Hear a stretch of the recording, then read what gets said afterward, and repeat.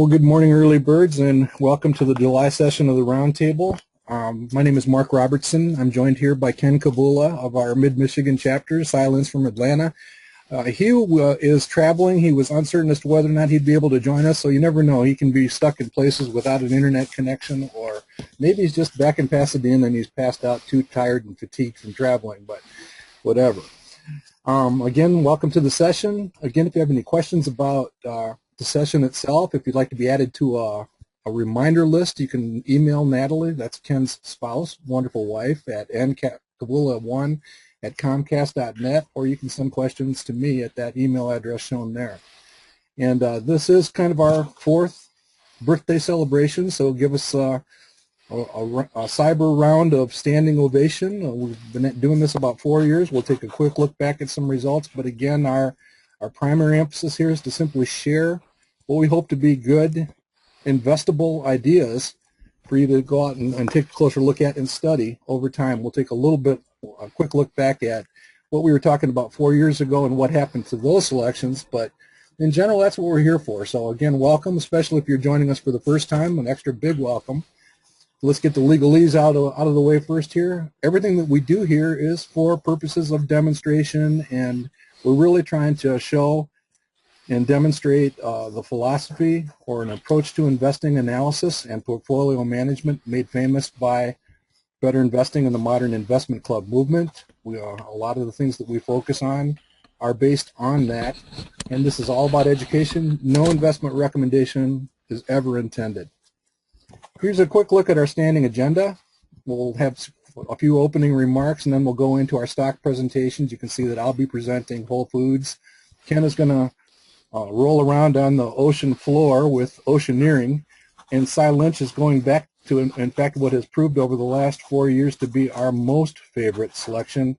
And for those of you that have held Cognizant technology for anywhere from 5 to 10 years, you're all certainly sitting out there smiling, and we look forward to that update from Ken. And as we've been doing now for over the last 3 years, we open up and we'll actually hold a poll that the audience can actually identify what they feel is their favorite of the 3 selections, or 4 if Hugh shows up and kicks one in. Here's a quick reminder of what it's about. Again, we're just coming here trying to share our single favorite investment opportunity. Most of the time they're going to be core holdings. You'll see more about that in a minute.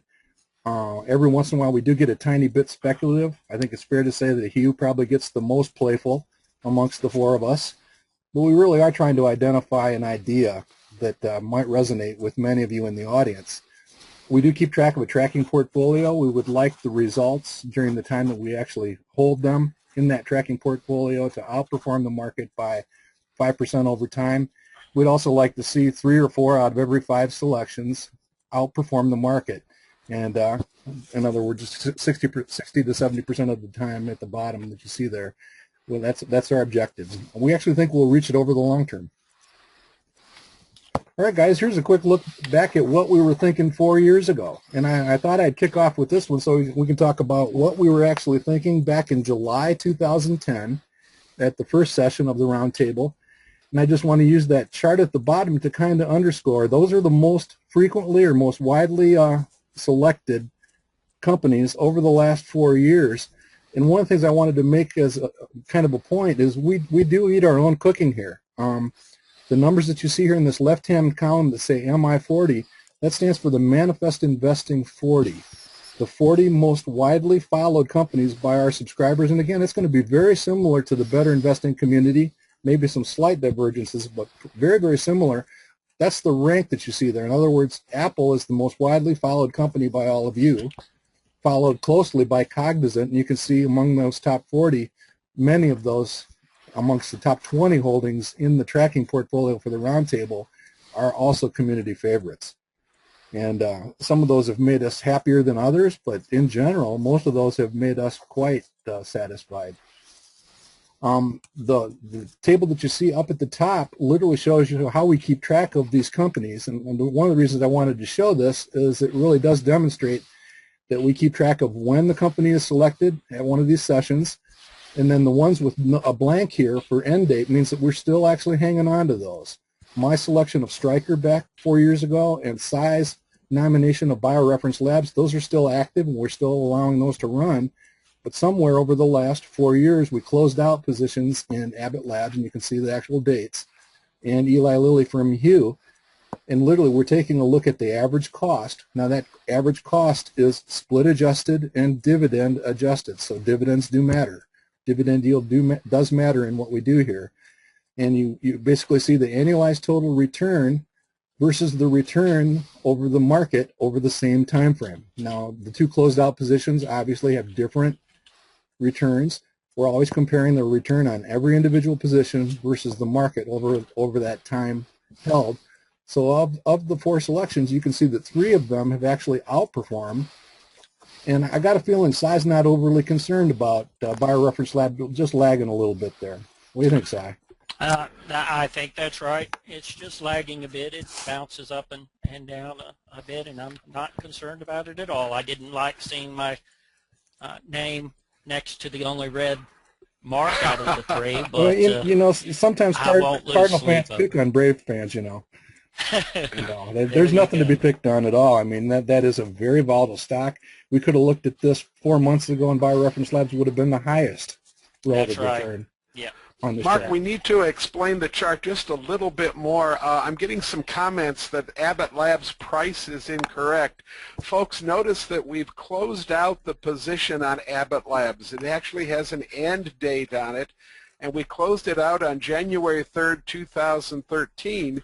And that price that you see is not today's price because the position was closed. That's the price on the date of closing on January 3rd, 2013. The bioreference price and the striker price are actual prices as of yesterday's close of the market, but the Lilly price and the Abbott price are the prices at the close of the position. And so it's a January 3rd close for Abbott and a November 27th, 2012 close for Eli Lilly. That's why they're different from what you might look up on yesterday's closing price. Thanks for that clarification. Very, very true. And as you can see there, Ken had a pretty good run, and so did Hugh with Eli Lilly. But Abbott Labs certainly performed quite well. And with those type of selections, Hugh and Ken have been pretty near the top of our leaderboard through much of the 4-year period. Cy and I plan to change that over the long term, but that's right. We're looking for the 6th, 7th, 8th, and 9th anniversary. Okay, all right. Mark, we're also getting a question about the asterisks on the company list. Folks, those asterisks are nothing nothing except for us to keep track of which companies are not in the value line 1700. So the ones with asterisks, bioreference labs, portfolio recovery, universal display, Mesa Labs, those companies are either covered in the small and mid-cap value line, or they're not covered by value line at all. That's why they carry an asterisk.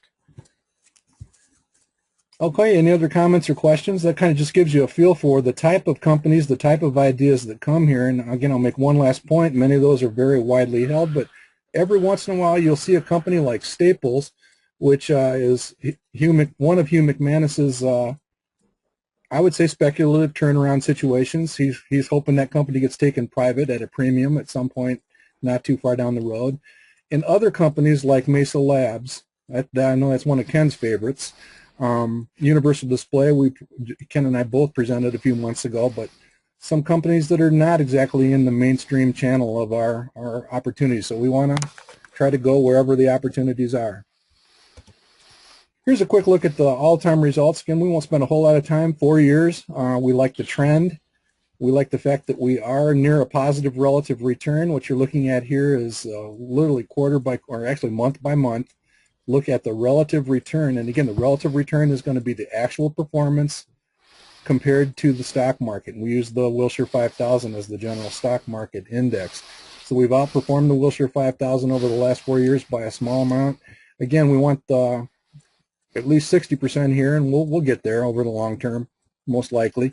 But again, what you see represented here is kind of that long-term modern investment club movement type objective of trying to beat the market by 5 percentage points. That's what the red line is, and we hope over time to see our results getting up or at or above that level over the long term. All set with that one? Here's a look at the holdings in the portfolio. I'll show you how to get to the portfolio in a second if you're not familiar with this. These are the most frequent selections, the largest positions. Every month when a selection is made, either by one of the knights or one of our guest damsels or a guest knight or an audience selection, we take $1,000 and put it in that company. In the case of Cognizant, just to illustrate what we're talking about here, we have actually selected Cognizant. If you come down here to the bottom of the screen, you can see it's been selected 9 times. And Sai's going to actually make it our first double-digit selection here today. So 9 times means $9,000 has been invested into Cognizant over the last 4 years. That $9,000 is now worth $13,000. So for any company on this list, you can come down and find out how many times it's been selected. Caterpillar, for example, I believe has been selected. Is it on the chart here? Caterpillar's been selected 3 times. I believe those are by Hugh. So 3 times of Caterpillar. So Caterpillar's gone from 3,000 to 3,800 in a relatively short time frame. Any comments on the companies on the list, gentlemen? No, I'm pretty happy with what's going on. I'm wondering if there's a way for us occasionally, Mark, to look at these companies that are sitting here at the top with value and at the bottom with par values, you know, and to maybe break these.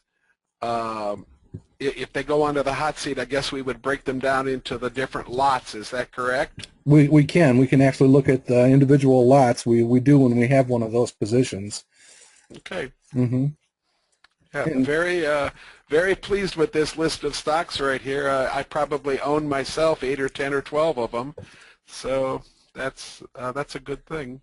Yeah, and I guess just to piggyback on what Kent just said, and you'll see it a little bit in my portion, but it is very fascinating how the same names keep coming up when you look at various ways of approaching screening or looking at portfolios and so forth. And I would like to say that's great minds think alike, but I think what it also is showing is that this Better Investing, Modern Investment Club, the George Nicholson, all of those legacy approaches work and continue working, and those of us who consistently apply them succeed.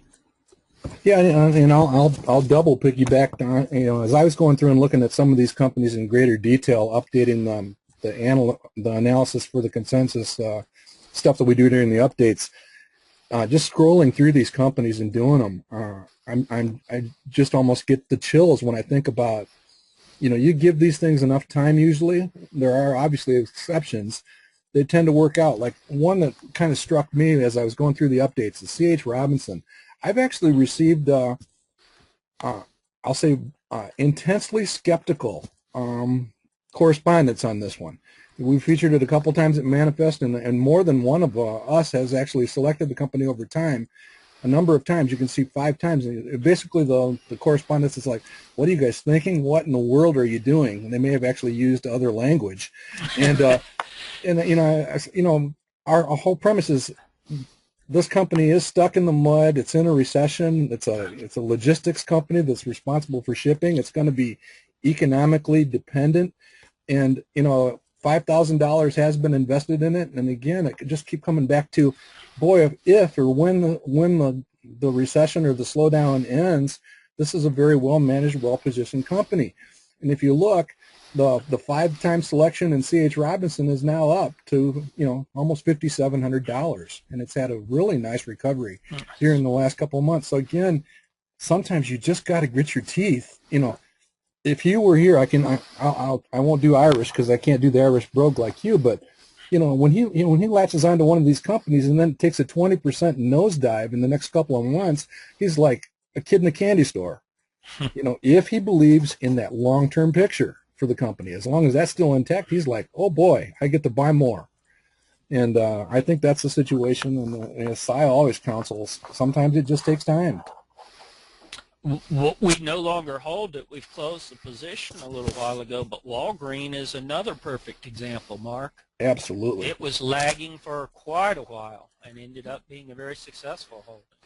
Yeah, I believe we had a 7 or 8 lot position in Walgreen that every single one of them outperformed the market at the time we closed that position. So good stuff. Sometimes it takes time. Okay, let's just spend a quick moment, guys. I don't see much on the hot seat. What you're looking at here is one of our Sandbox dashboard worksheets where you can actually access the total spreadsheet or the total dashboard for the roundtable portfolio at that public link at the bottom of the page. So you might want to go ahead and jot that down. If you're not familiar with it, take a look. You know, there's obviously a whole bunch of companies. We've been doing this for 4 years. But this is literally sorting it by the return forecast or the projected annual return and focusing in on the ones near the bottom of the list. Again, the market projected return, the average market return forecast right now is, let's call it approximately 6%. I think it's 6.3 this morning. So any of the companies that are in that tracking portfolio that are below 6.3% are listed here. And again, we wouldn't begin to really worry about getting rid of any of these on an individual decision basis until they start to approach basically zero. Maybe if they're kind of a special position, we might look at them a little bit closer than that. But again, the overall portfolio is in pretty good shape. You know, when I was going over them from top to bottom, the average return forecast is about 12% versus a market average right now of about 6%. So the whole portfolio seems to be pretty well positioned. It's just thick with all of our community favorites, so we hope that that actually helps all of our portfolios at home. Do you guys see anything here that would launch you into action on the portfolio? Well, I'm not going to go into the same song and dance that I usually do, and Si usually backs me up or I usually back him up. But, you know, when the numbers are great at the bottom, I don't worry too much about getting rid of stocks from the portfolio. And the numbers across the bottom are just, even our growth number has moved to a place that I'm very comfortable with. You know, it was down about maybe 10.5, 10.6 a couple 3 months ago, but even that number has moved to a place that I'm very comfortable with. So I wouldn't counsel any closing out of positions.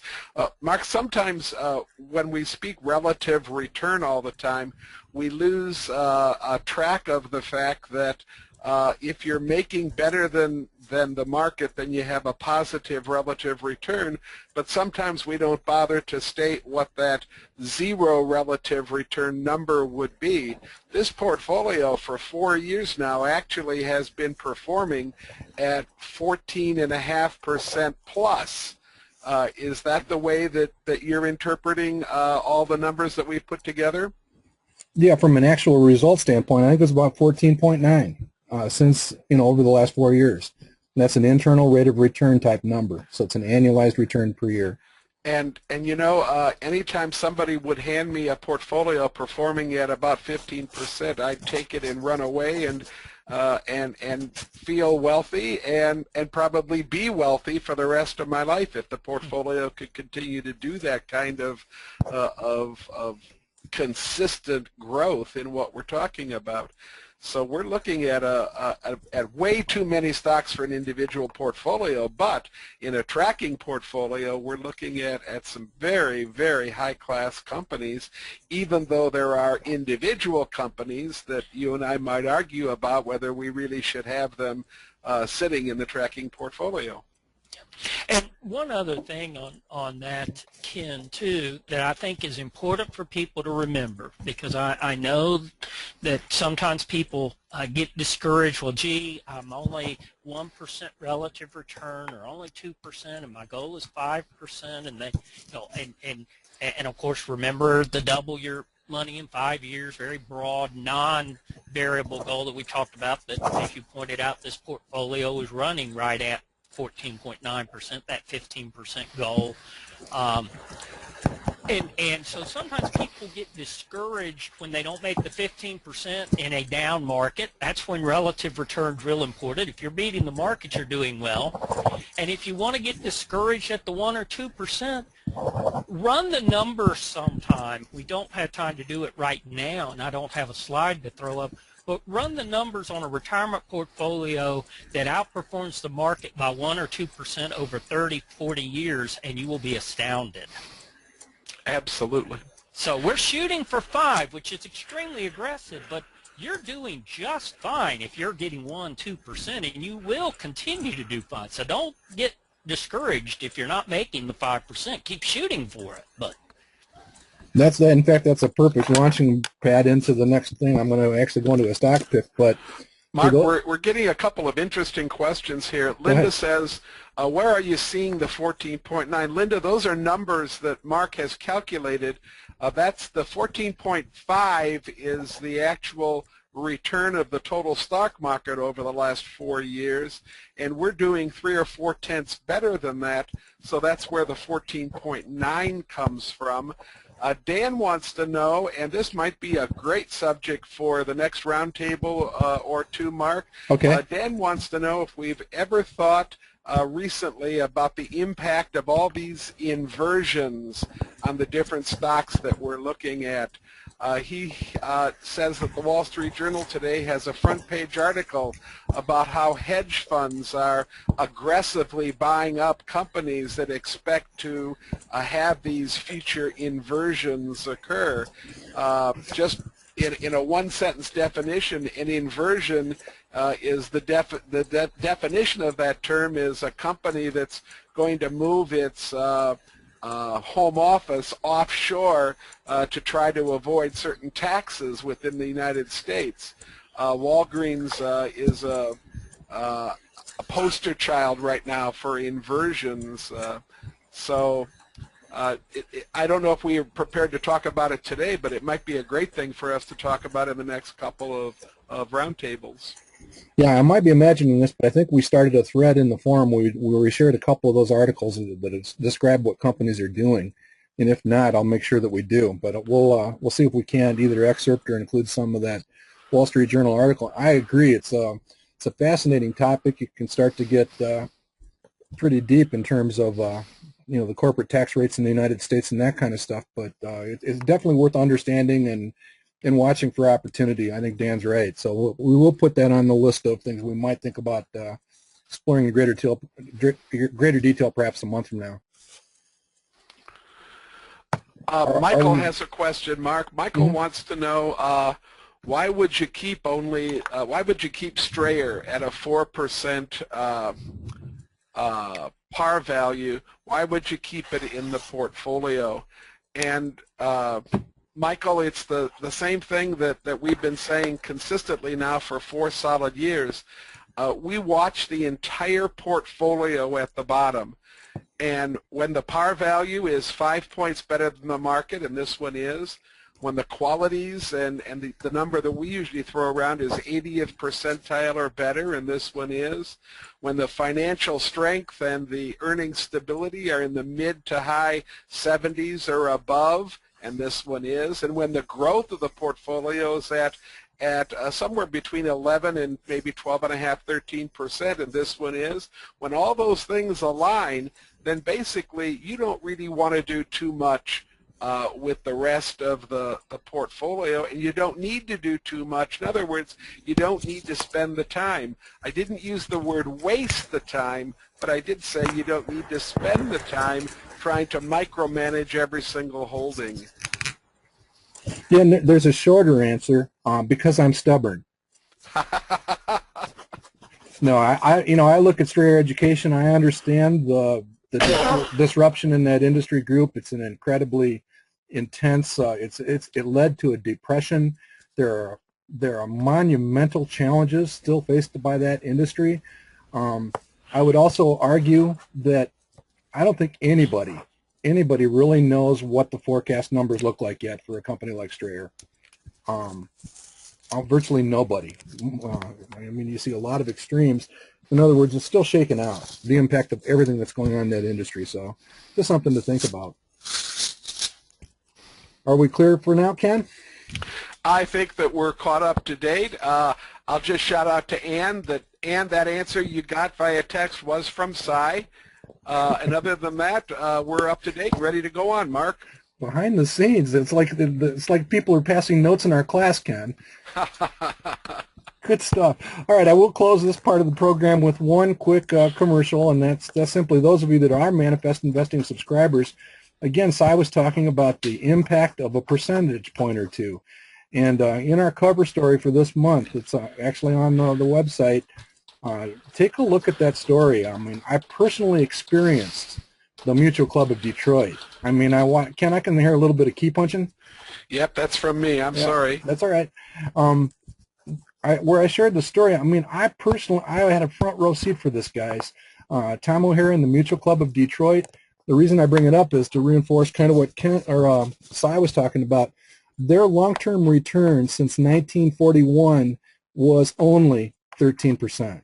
That was only, and I'm putting, I've got the air quote thing going on there, 2 percentage points better than the market. And Tom used to often talk about how he knew plenty of people that actually did better than he did. But that 13% over, in this case, 60 years, and then we cover it in the cover story, we describe it in detail. I literally would sit there and watch him he put in $20 per month since 1948, and he never missed a month. And so his total contribution to the Mutual Investment Club of Detroit was on the order of $15,000. When I moved to this area to work on the better investing staff in the late 1990s, he had about $1.4 million in his portfolio. And this is the Mutual Investment Club portfolio. And I mean, I would sit there during meetings where he would take a couple $100,000 out just for kicks, to maybe give, something to the kids, grandkids, college fund or whatever. And he literally would take out that kind of money, and within a few months, back in those heydays, he'd be back where he was a few months before that. So, I mean, it is just phenomenal when you look at what 8 or 10 or 12% can do. The small differences are massive, and as Cy was saying, we're shooting for 5, but we would be thrilled to land at 2, 3, 4. We'd certainly love to see a higher number, but that number over the long term can be a staggering. It makes a staggering difference in your long-term investing results, and that's what the entire thing that we do. That is what we do, or what we attempt to accomplish. So with that, let's go. We've reached kind of the halfway point in our hour. We're going to go into our 3 stock presentations. I'm going to go ahead and lead off in case I get whisked away by my family here in a few minutes. I'm going to kick things off with Whole Foods. Ticker symbol is WFM. Many of you in the community will be pretty familiar with this company over the years. It has had its moments. Every once in a while it hits a speed bump or two. One of the other reasons I like to bring up Whole Foods is this is, to me, I might be wrong about this, but it's also an example of a company like many of us here today who have been to a Whole Foods. If you haven't, I would encourage you to stop in. I mean, they've got a lot of that organic stuff. A lot of the food is high priced, very healthy stuff. A lot of us have trouble justifying doing that, going in and spending that kind of money on groceries. So it'll actually introduce a bias where we actually become quite skeptical of, well, how can they keep doing this? And that's where it's important to take the emotion out and take a step back. I can give you another example. Going back almost 10 years ago, I was sitting at one of the Better Investing magazine stock selection committee meetings where we were talking about the family of companies represented by Dollar Tree stores and Family Dollar and all that kind of stuff. And I got to tell you, I mean, we're sitting at a country club having lunch, making our stock selections. Most of the guys around the table are millionaires. They were just having a whole lot of trouble relating to people going into a dollar store. And, I'm like, well, heck, I do it all the time. You can buy great $1 items for your travel kit and all that stuff. And anyhow, they were having trouble relating to that investment.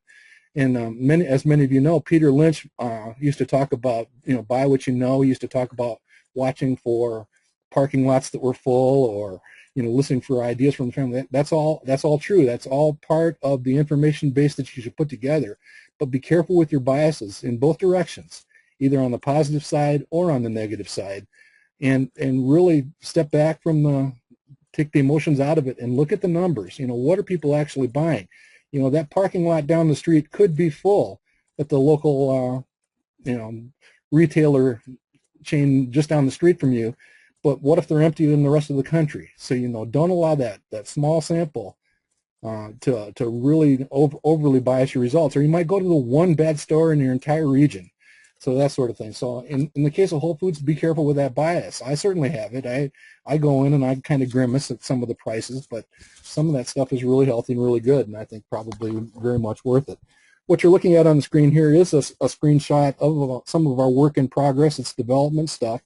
We are talking about exploring the possibility of embedding where you can do your own analysis next to side by side with the analyst consensus. That's what we're showing here. And in the case of Whole Foods, what you're seeing in this column is what you already see on your equity analysis pages, where we share the consensus results based on Morningstar, Value Line, Standard & Poor's, a few other different sources, the analyst consensus, and that's what you see on your current pages. What we're thinking about doing is actually giving you the capability to override and introduce some of your own judgments, and we're going to walk through these here in a second. But again, the tried and true notion of up straight and parallel, watching the business model, taking a look at the top line up here at the very top, what's that look like? How does it compare to the bottom line? And literally stepping through the major milestones, the sales for the company, the profitability for the company, the PE ratio. What does a reasonable PE ratio look like going forward? And again, I think these type of images, literally on every single company's page, will help to kind of gut check or justify or substantiate some of the numbers that we're using in the studies. So in the case of Whole Foods, we're talking about a company where, again, try to overcome your biases. Here are the major milestone moments. Again, the consensus on the left-hand or in the middle column here versus what you might assume during your own study. And for example, one small difference here, if you want to play with a sensitivity analysis, we actually do an interpolation. It's a continuously changing calculation for revenues, based on the analyst consensus. So that number is constantly changing. But if you go to financeyahoo.com and look at the trailing 4 quarters, you'll find that 13.6, so you can go ahead and use that. In the case of the sales growth forecast, again, the consensus versus you might dial it down a little bit, maybe even switch into an 11% or so. Net margin. The consensus right now is about 4.1%. Again, you can toss in your own number. I'd be kind of fascinated to look at a number like 3.5%. 3.5% is more along the lines of what a Walgreens or a Walmart has achieved as they got larger, and they appear to be able to sustain and stay at that level. You can enter your own projected shares, but again, the whole purpose of doing a study is to visit the top line, where are the sales, how much are they going to grow, what is the profitability, and then enter, come up with a calculated 5-year forecast on earnings per share. You can see these compare pretty favorably. They're not dramatically different. And then attach a reasonable, considered average PE ratio for that longer term perspective. We always use a 5-year time horizon at Manifest Investing, and come up with a projected average price. That sets your annualized price appreciation forecast. And as you can see here, the bottom line, according to the analysts right now, is somewhere in that low teens range. If you're a little bit less optimistic with the company, you end up still with something pretty good, something in that 11% range. And again, as we were talking a few minutes ago, the average company out there right now is down around 6%. So again, you're dealing with a company that is projected to outperform even with a little bit more conservative assumptions. So 12%, 4%, a little bit lower PE. Let's take a little bit closer look. Again, fairly up straight and parallel. This company is always going to have its speed bumps. You can see that the projections for earnings are actually down a little bit, bending down a little bit on the long-term trend. But again, nothing certainly catastrophic. If another recession does hit, and it's a tough one, this company is probably going to take a hit. They are dealing in premium foods. Here's a look at the profitability history, and we'll probably tinker with offering a 5 and 10 year look back on this. But again, just to give you perspective, this company has operated in that 4% range pretty reliably. You can see the long-term forecast out here from Value Line. Certainly seems pretty achievable. Could be a little bit lower, and you can see that the company has had periods where they were challenged and achieved a little bit less. So again, just gives you some context. The PE ratio, again, a couple more years, you'd probably see some numbers a little bit higher, almost like a landing pattern. As long as this company continues to fire on all cylinders, delivering excellent management characteristics, I think a PE ratio somewhere in that 20 20 range is reasonable. Value Line agrees. They're somewhere in the 22 range. Again, I could defend a PE anywhere from 18 to 24 or 25 on this company for purposes of making these forecasts. So you can see here we went ahead and assumed a little bit less. But again, I'm still pretty happy with the choices. I should point out the company has very little debt, a couple $1 million, very an A+ financial strength rating. One of the other things that I find attractive is our portfolio, the tracking portfolio for the roundtable, only has about 1.3% of total assets in the consumer staples category or sector. So it would be helpful to accumulate a few of those. And again, that's all part of being prepared for whatever the future might hold. When you can find a good, solid consumer staples company to add to the portfolio, it can be a very effective thing. Here's a look at Whole Foods on one of our chronicles. Again, this is that time series representation. Month by month, you're looking at the stock price down here. You can see that the company is going through fairly significant price correction. The price has dipped down. The quality has hung in there pretty well. I like seeing that. That continues to keep my attention.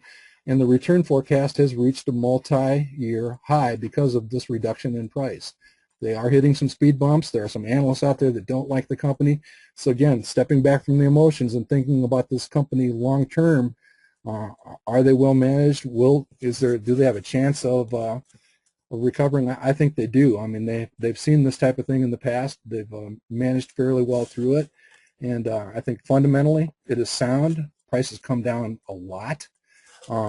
Quick look at the technicals. We obviously focus more on the fundamentals, but this is a company that, boy, when that recession hit, it was absolutely hammered.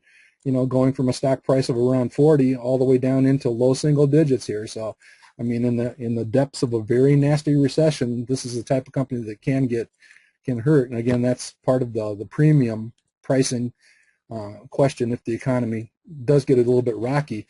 But you can see that the company has actually gone down quite a bit. The price has corrected pretty significantly down to where it is potentially oversold. For those of you who look at that sort of thing, there's a potential support level down somewhere around 30. So I'm pretty comfortable with the picture that we see there and the forecast that kind of builds out for the company. So I'm going to go ahead and enter Whole Foods into the tracking portfolio and hope that that management does effectively address the challenges that lie ahead. Mark, you're getting quite a challenge from a couple of different folks that are asking the basic question, with organic foods beginning to appear in Walmart and Kroger's and Costco and places like that, will Whole Foods be able to really maintain higher margins than the rest of the grocery stores? It's a good question. I don't know. I think it's really feasible if you believe that threat's going to be significant or massive or whatever. I mean, you could begin to assume 3.5% net margins. It's certainly something that I would watch very carefully if I held this company in my personal portfolio. I do not at this point. I mean, I'm obviously still looking at it pretty closely, but the answer is I don't know. But I would watch the analyst consensus pretty closely and the actual operating results to see if the two begin to drift downward. I would also suggest that a lot of that is not brand new news. I mean, that might be overly flippant, but that competition has been materializing for quite some time, and so it's obviously a challenge that they face. One more comment and one more follow-up question, Mark. Dan was one of the ones that commented about margins, and he says, all that aside, his wife loves the store, but she can't buy all of the $13 billion, or at least he doesn't think she can. All right.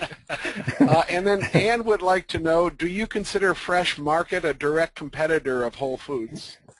I have to say I think so. I mean, I think the two are worthy looking at them side by side, and let's face it, there are a million competitors for these guys.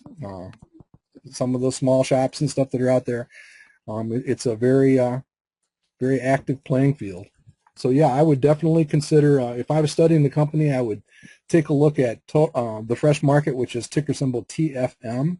It's a company we did feature a few months ago at Manifest. They face some of the similar pressures and challenges that this company faces. So it'd be a good study side by side.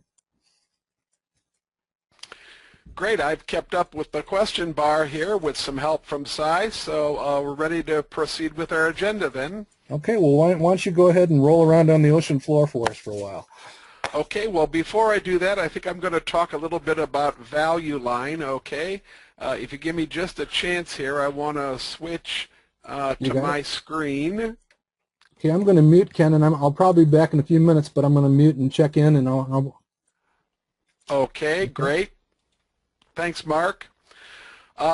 Folks, like I said at the very beginning, about a week ago, I started getting phone calls from people in my chapter about what happened to their plain old value line sheets, what happened to the website, how can they navigate the new value line website. There's not a lot of instruction. There is a video that's available, but a lot of folks didn't take the time to click on the video, and even with the video, I found that I needed to call the helpline to get a couple things straightened around. So I've worked up just a little bit of a talk about how to get to the old sheet.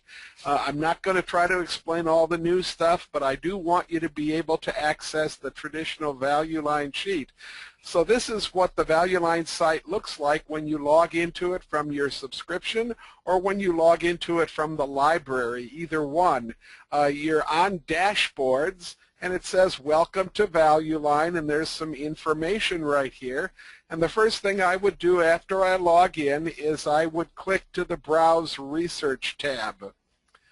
So we're, and this site I've found to be a little bit slow, so have some patience. If it seems to be working, watch the bar at the top of your screen. If it seems to be working, just have a little bit of patience. Value line site is slow. I think they're still working on a lot of the features on the site. Once you're on the Browse Research tab, I want you to notice that up here in the right-hand corner, there's a box that says Company Name or Symbol. And that's where I want you to click, and that's where I want you to type in the ticker of the company that you're interested in. Now, your instincts after you type in the ticker are either to hit return or to hit quote. And don't do either of those things. If you do, you'll just be thrown into other places that you don't want to go. Instead, find the company name that the ticker represents. OII represents Oceaneering International, and click on that name. It'll take a moment or two, and once you click on the name, you'll bring up a brand new value line sheet about Oceaneering. And if I just do some quick scrolling, you can see that there's all kinds of information. Some of it looks brand new, some of it is a rehash of what's on the traditional sheet, but you might find it interesting once you get used to finding the traditional sheet. You might find it interesting to begin to look at the new sheet. I'm finding it to be very, very useful in a couple of areas, and maybe we'll expand this presentation in months to come and talk about some other things on the value line sheet. What's important right now is once you've gotten to the sheet, you'll notice that there's a gray or a light blue bar right here, depending on the color on your computer. This gray bar will appear on every single company, and off to the extreme right on the gray bar, it'll say PDF report. Click there. What opens up now is a list of dates, and these are the dates of the last 4 quarter value line sheets for OII. And in fact, if you want to drill back even further, you can click on View More, and you can get even older dates. Most of the time, however, you're looking for the most recent sheet, so you want to click on the top date, and lo and behold, that will open up a PDF of the value line sheet just like you're used to seeing. If you press Control, hold down Control, and then spin the wheel on your mouse, You can make it large enough that you can actually read. You can also change the percentage viewed up here, and that will make it larger and smaller. But here we are with the most recent value line sheet on Oceaneering International. Notice it's kind of old, dated May 9th, so June, July, August. A new one's coming out in about a week and a half, 2 weeks. And I noticed that the timeliness rank has already changed for Oceaneering. On that front page that I got to this page from, the timeliness rank had fallen to a 3 for this company. I don't follow those very much, but it is interesting to see that the front page is going to keep more recent than the traditional page, which will only change 4 times a year. It looks like that front page will change whenever they choose to make changes in their rankings. So with all that said, let me go now to my presentation on Oceaneering International and present this stock. Oceaneering International is trading by the ticker OII. And this is a picture of their major business. This is an ROV, and we'll talk about what ROV stands for in a little tiny bit, okay? This company, Oceaneering International, is a large producer of remotely operated vehicles, ROV. And what they do is they crawl along the ocean bottom. They can also swim, and they can do all kinds of things for offshore drilling platforms.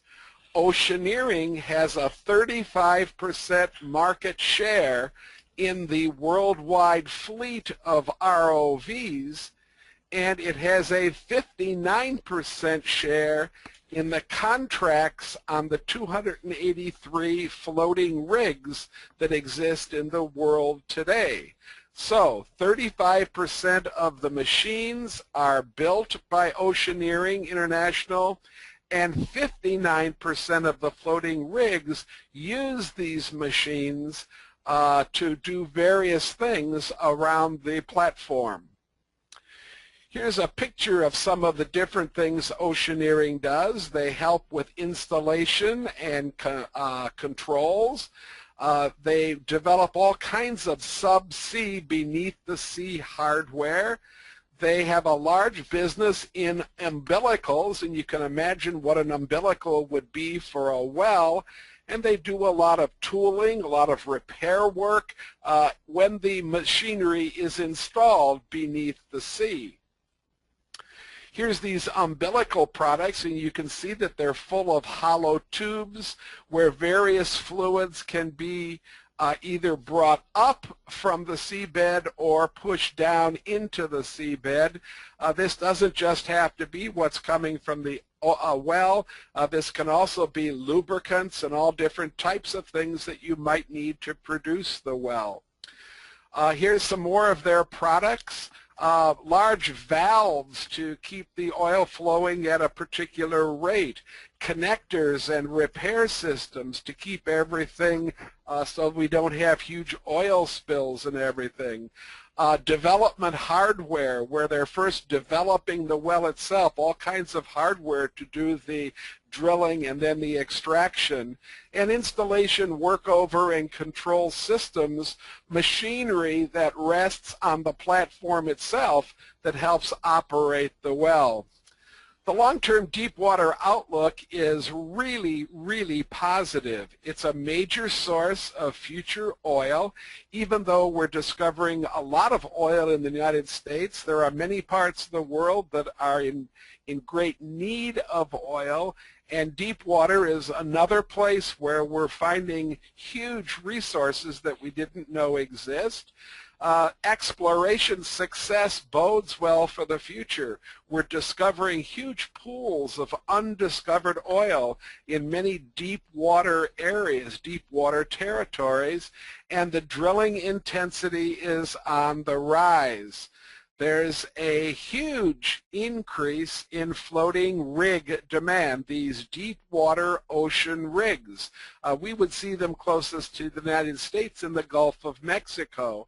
And notice that the number of rigs has practically doubled now since in the last 10 years. From 2003 to 2013, we've had about a 90% increase in the number of deep water rigs.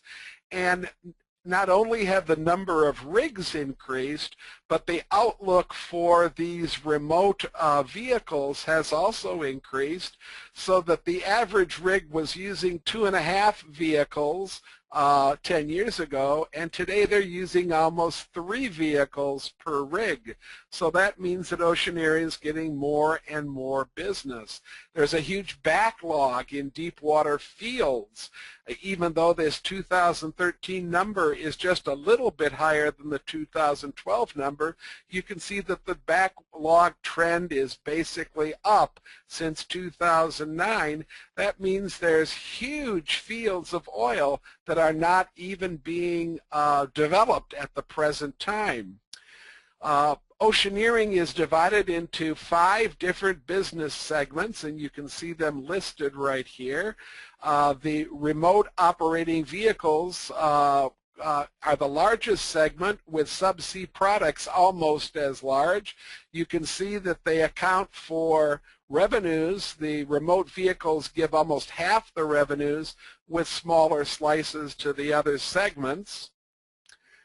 These business segments are ROV, building and operating remote operated vehicles; subsea products, building custom subsea hardware, and the key word there is custom; subsea projects, that provides vessels for inspection, repair, and maintenance of this hardware; asset integrity, that's actually providing the inspection services that the vessels would allow you to do. And then a very small portion of their business is advanced technologies that provide engineerings for defense and aerospace.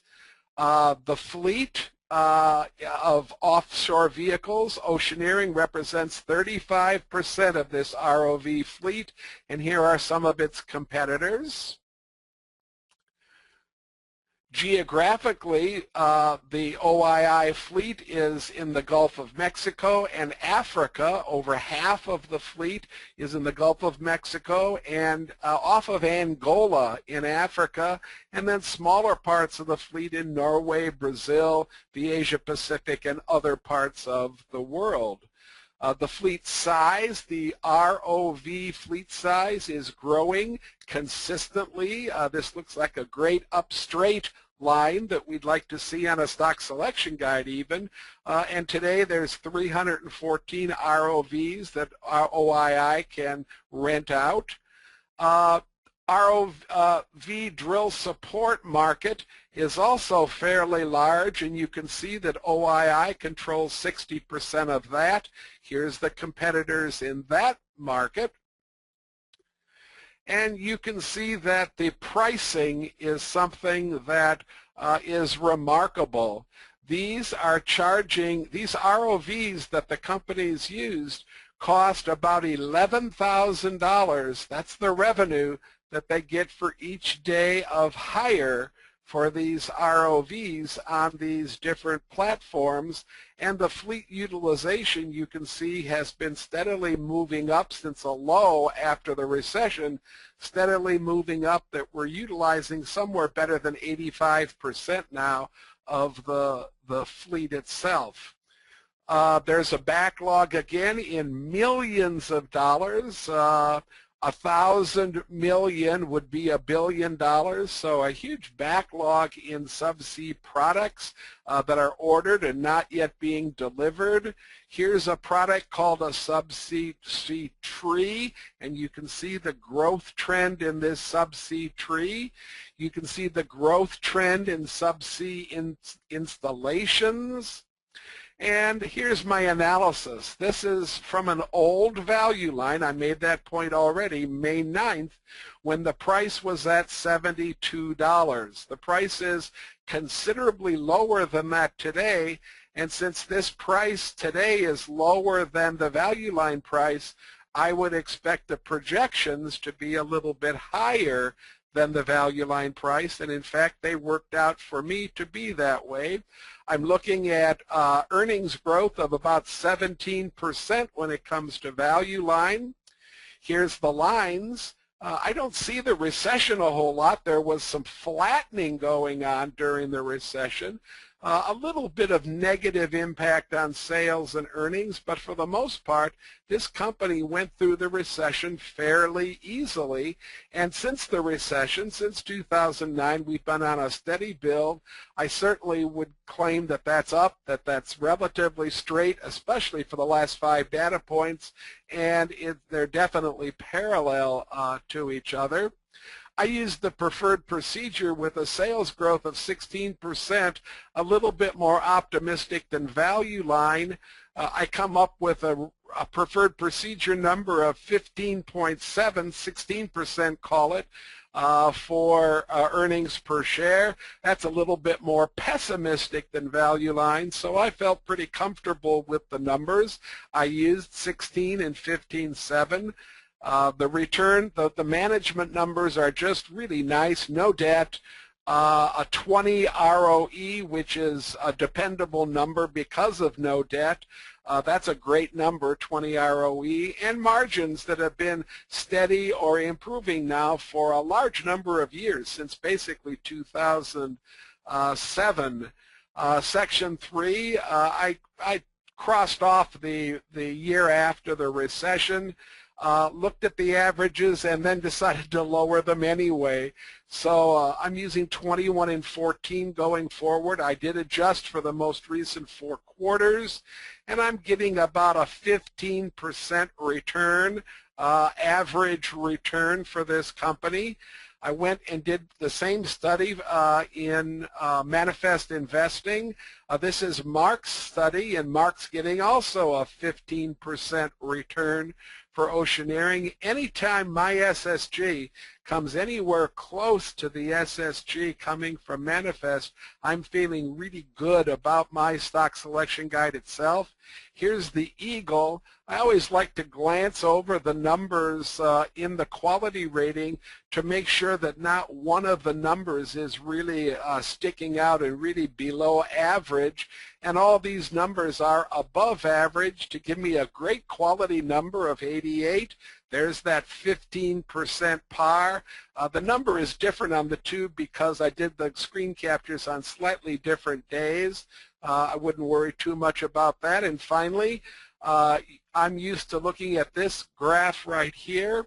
I like to see 2 things in the companies that I buy. Number 1, I like the blue line to either be ascending, going up, or to be steady at a really high value.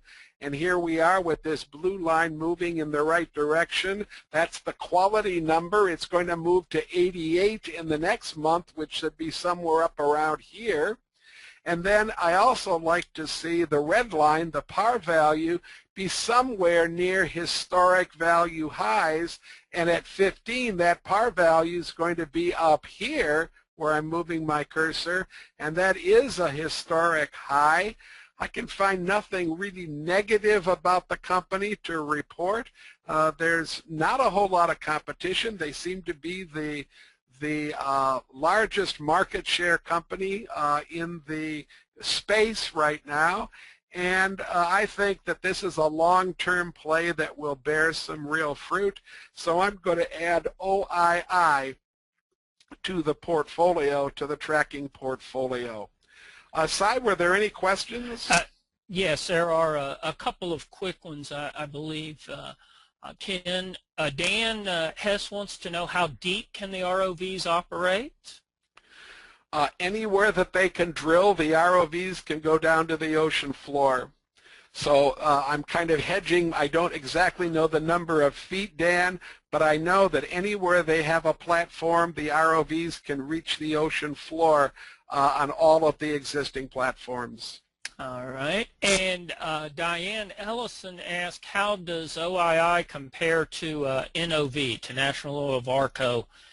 Or she also mentions DNOV, which she thinks is NOV spinoff? I'm not familiar personally with DNOV. Well, in their two biggest business areas, they don't seem to compete very much at all. I guess, Diane, I would view these maybe in the same peer group, but I wouldn't view them as direct competitors, at least in the two largest businesses, and that would be the business of the creating the ROV, and then the business of doing the actual leasing of these machines to the platforms. All right, and one last question I see on OII, Ken. Well, actually now two, just one appeared. Is the first is, how are the vehicles powered? I would it's electrical. Is that what they're asking? I guess that is what they're asking. So, yes, they're electrical. And why is the price falling so dramatically? You kind of alluded to that. I think that we're at a patch right now where oil is, there's a lot of oil and there's not as much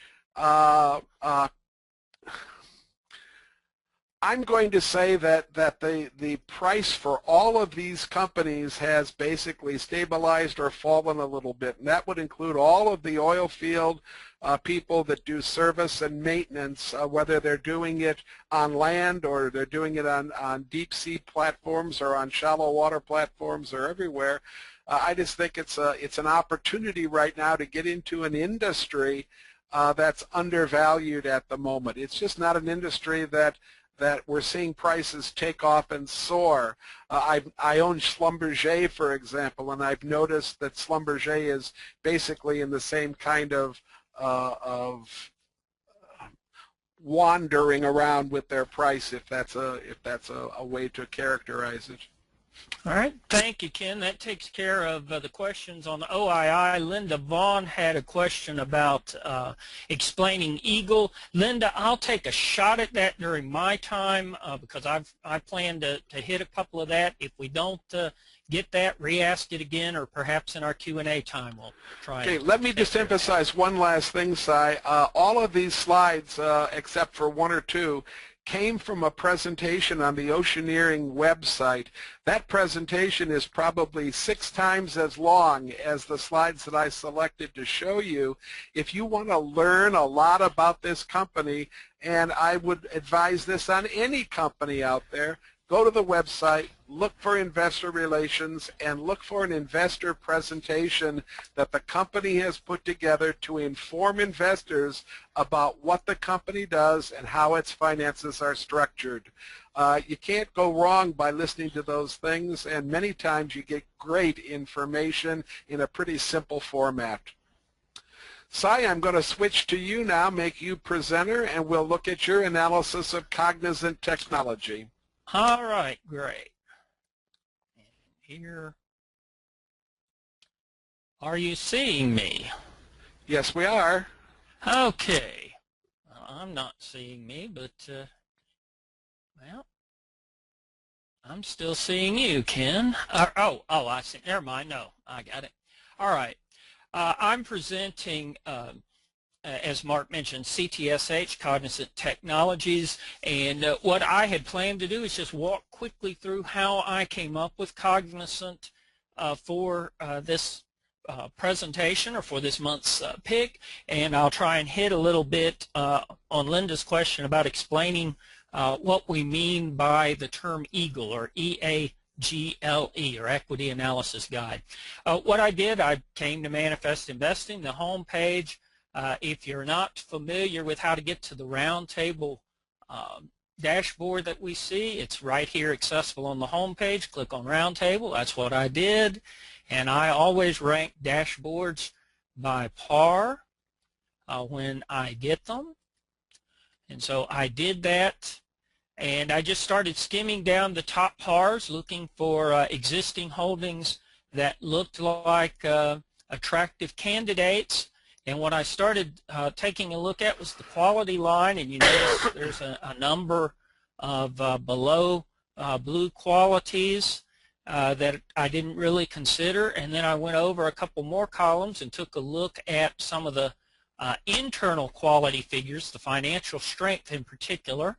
I was looking pretty much for an 80 or better on financial strength, and the first stock I came to that met that quality standard, both excellent of 86 and an 80 plus financial strength, is Newstar. I believe that was a pick of mine, and you notice it hasn't done real well. I did dig into Newstar. I would call it a bit of a speculation. Right now, the biggest problem is with Newstar, their largest business still is, and what the company did from the very beginning was run the database that allows us to port our phone numbers. If you've ever changed your phone provider, wireless or landline, and brought your phone number over, that is what NSR originally did. There is one person who does that, or one company. They're diversifying well out of that, but that's still a major part of their business. And in June, the FCC subgroup that's been negotiating that contract announced that they are recommending a subsidiary of Ericsson to take the contract in July of 2015. That's still just a preliminary thing. Newstar is fighting it, but if you happen to own Newstar, you may want to take a look at it. That was enough that I decided that wasn't going to be my pick this month. Continuing on down, Priceline, you notice, has a 97. Priceline looks excellent to me. I can't really explain why I skipped Priceline. That was just a gut call. Sometimes guts are just fine. Learn to rely on yours. That left me to Cognizant. So I said Cognizant looks pretty good. I did look at a couple of other companies a little quickly based on what I looked at, but I own Cognizant. I know Cognizant, and I said Cognizant looks pretty attractive. But I wanted to see if there was anything else out there that might be attractive as well. So I went ahead and went to the stock search function. Started with Mark's ivory soap screen that he calls it, the 99.4% manifest rank, which is a combination of return and quality. And lo and behold, Cognizant's right at the top of the list, and you'll see a few. I was again looking for new companies, and you see quite a few companies here that are currently in the portfolio. Mark already talked about Strayer and the educational services industry, so I wasn't too interested in that, and nothing else really jumped out at me there to persuade me not to do Cognizant. But notice Cognizant's returning about 19%, and look at the high quality figures for it. So I said, let me go ahead and do a new stock search just to check again. I plugged in 19% for return. I went ahead, I wasn't shooting for 100% quality because you're not going to find somebody other than Cognizant that's going to meet that. But I put in 80% quality, which is excellent, and a very good financial strength as well. And again, you get 6 companies. Again, we've talked about Fresh Market. I've already mentioned Newstar, Priceline again. First Financial company, again, that's an excellent bank you may want to take a look at, but I wasn't particularly in a banking mood today, so I stayed with Cognizant Technology. Now we'll jump into the Eagle question. If you click on or type in any company's symbol on Manifest Investing, this is the screen that you will get, that you're all who are Manifest subscribers are very familiar with, and you see on many of our slides when we talk. Notice it says Equity Analysis Guide, and we just added LE to the end of it to come up with Eagle, or Mark did actually when he came up with the acronym or the word. So this is one Eagle. This is the standard Eagle that you see. And again, what jumped out at me on this page, I love that 100 quality. I love the nice part. Notice that's not an extreme, even though it's in the yellow, it's not way out of line with the top of the sweet spot at 16.3. Again, I love down here, Ken mentioned a little bit on his presentation, again, everything well above the industry averages or percentile rankings. And again, taking a quick look at the Chronicle down at the bottom, you see the current par shows very nicely compared to historical standards for giving us some range to grow in this company. Then I did my own judgments, and this is another version, if you will, of Eagle, and sometimes when we talk about Eagles, we'll be referring to this. You can click on your My Studies tab. I have Cognizant Technologies here, so I'm showing my Cognizant Technology Eagle. Here it is again. This is the same information that you saw on the previous page, what we'll call the default Eagle, if you will, except that it allows me to change the judgments. And there are 3 key judgments on this page. You can actually make about 4, but there are 3 key. The first is your annual growth rate. I'm using 20%, but you can click on here and change it to anything that you like. The second key judgment is the net margin area. So you've got growth. Net margin is profitability. Again, you can click on it and change it. I'm leaving it about the same as it currently is, and you can see on these screens down here, the net margin has been amazingly consistent for the last 10 years or so for Cognizant Technology. A minor judgment you can change is in shares, and I did adjust that a little bit. And then the final major judgment that you have, that being the third, is the PE ratio. Again, I lowered it a bit from where the current is, and again, that's based on this chart here. You see it's been leveling off a bit at around the 20%, so I felt comfortable with a 21 PE. That gives me a stock price of 109.58 5 years out for a par a little bit lower than the manifest default of 19.2 of 16.5. So that is my personalized Eagle. So you have 2 Eagles, the default Eagle or the personalized. And then the last slide that I will show you, I just want to make a little bit of a point. Cognizant's a fairly volatile company. Here's a 10-year price history of Cognizant. And of course, you see it got hammered quite hard, as many companies did during the recession. But notice the last few years, you see a bit of up down in the price, but notice that it's only from a high of a little over 40 to a low of a little under 30 to about, or 40 to about 30 again.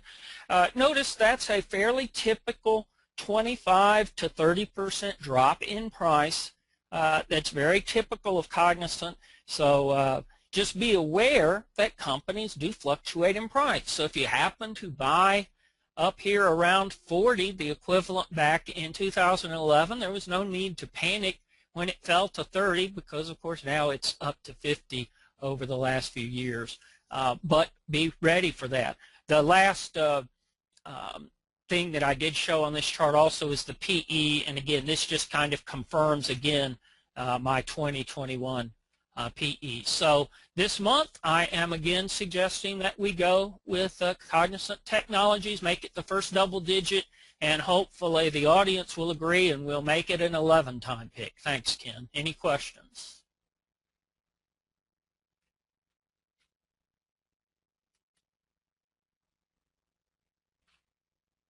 Did I?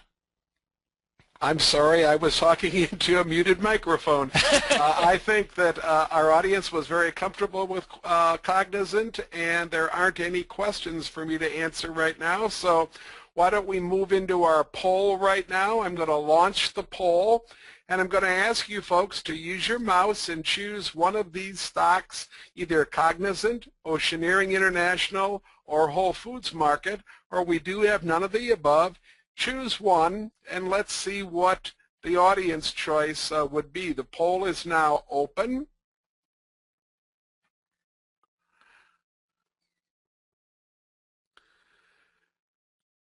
We have about 3/4 of you voting right now. When it gets up to 90%, I'm going to close the poll. Let me coax one more person to vote, and we'll hit it. There's the 90% I'm looking for. So I'm going to close the poll. And we've decided to go to the oil patch for the audience. They've decided that Cognizant at 10 choices is enough, okay? And so we're gonna double up on OII, and since Mark's not here, we won't wound him by telling him he only got a couple of votes here for Whole Foods, okay? I am getting a couple of questions right now. Nancy says we can't see the screen, so I need to share the results. There we go.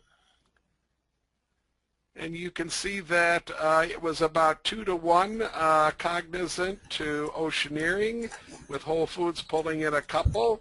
Yeah. Let's hide that. Thanks for sharing that, Ken. I'm actually working on crossing out my Christmas card list for a number of you.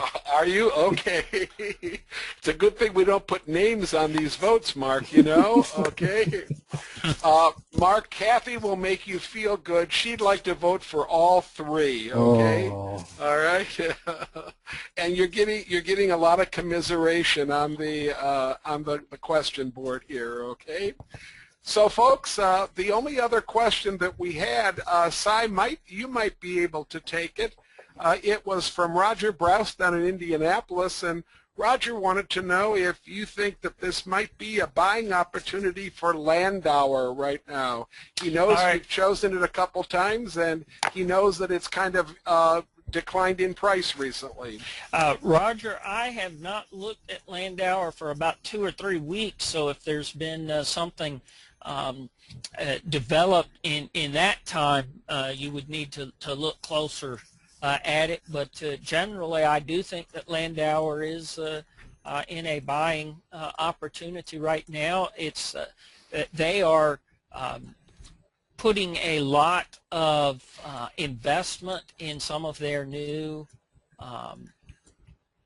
delivery systems, I guess is the best way to put it. That is hurting their profitability numbers, but it's long-term research and development figures, and as far as the underlying revenues and everything look pretty strong, and everything that I see looks pretty positive on it. And I think certainly testing for radiation and some of the medical uses of radiation that Landauer is in look very good going forward.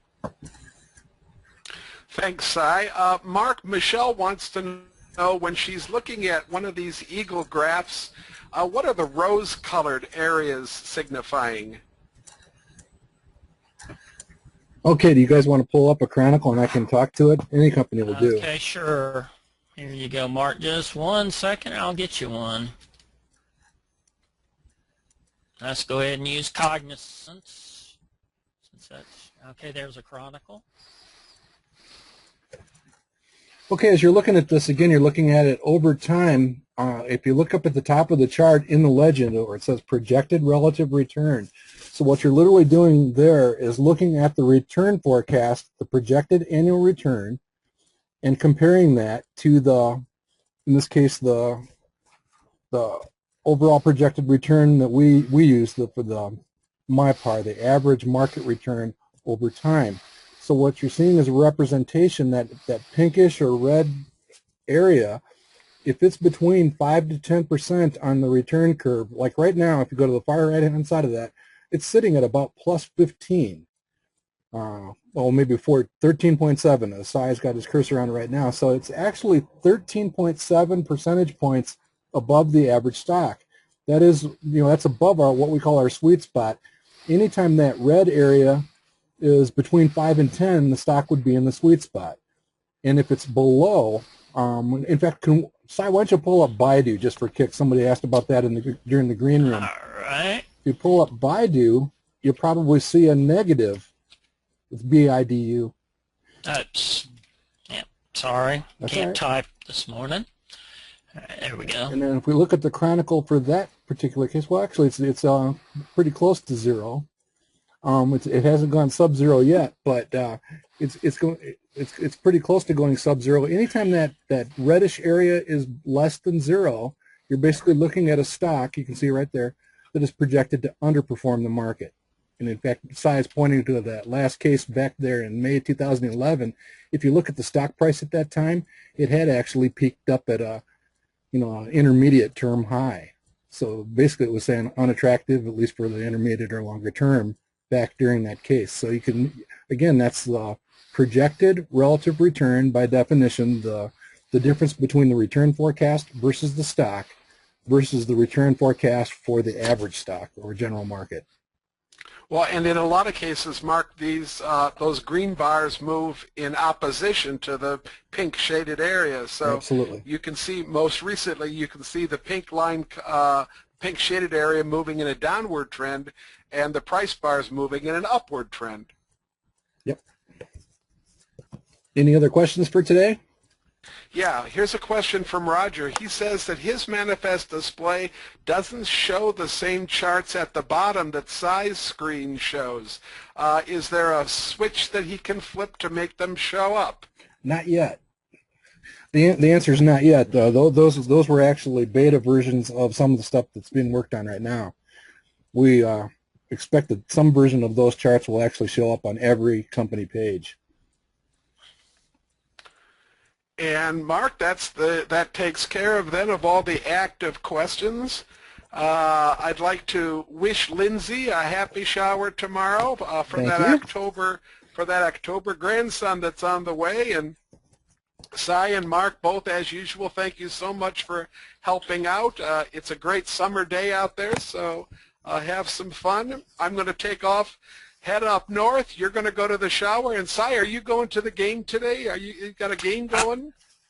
There is a game today, but since I'm going to be there all day tomorrow for the Hall of Fame and then the ball game, I'm taking to this afternoon off because we're getting ready to go on vacation. Okay. That's right. All right. So thank you guys so much. Thank you in the audience for attending. We always appreciate our audience, and we'll see you next month. Natalie will be sure to send you an information and a reminder about when we're going to meet next month. Bye-bye, everybody.